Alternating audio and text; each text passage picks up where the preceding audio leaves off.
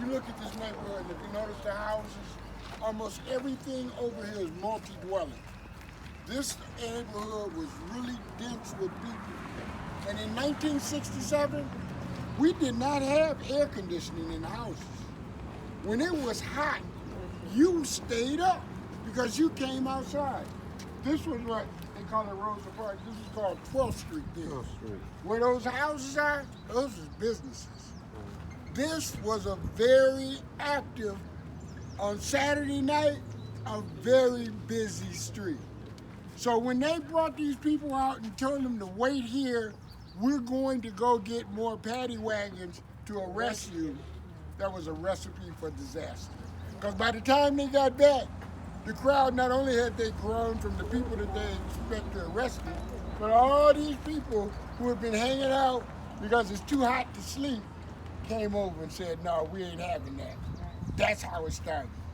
That was the ignition that kicked it off. Because like she said before that, our relationship with the police was very, very shaky. I became a police officer because of that relationship for 4 years of my life, thinking I could make a difference. Little did I know. You can't change this crazy world. But at that time I thought I could, so I joined the department and found out the way the world is the way it is for a reason.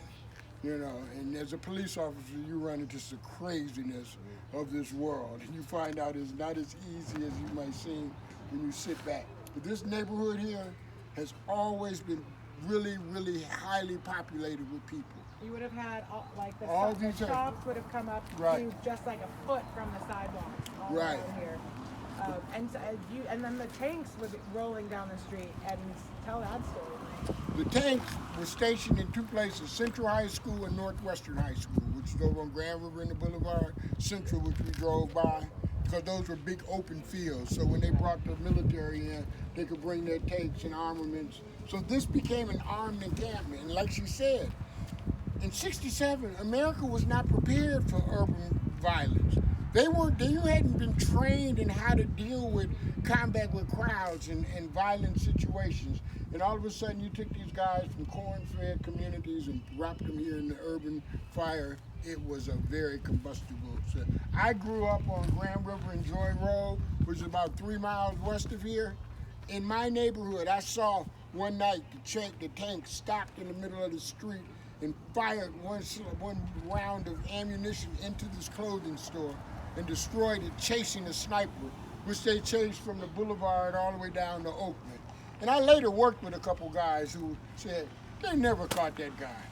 Because these were vets who came back from Vietnam, who knew how to fight a war or fight a guerrilla war. And they wouldn't really inflict damage, but they knew how to get attention.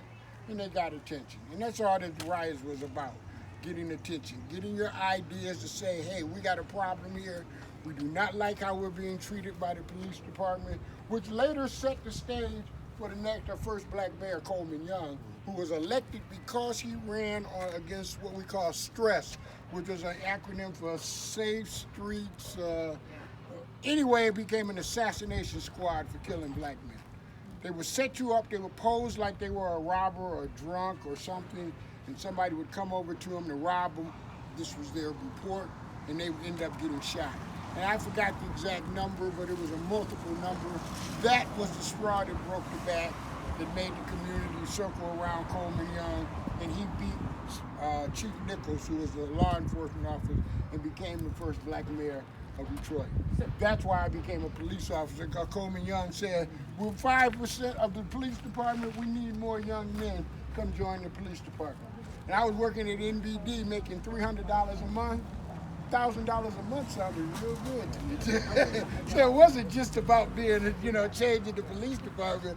I've always been economically incentivized.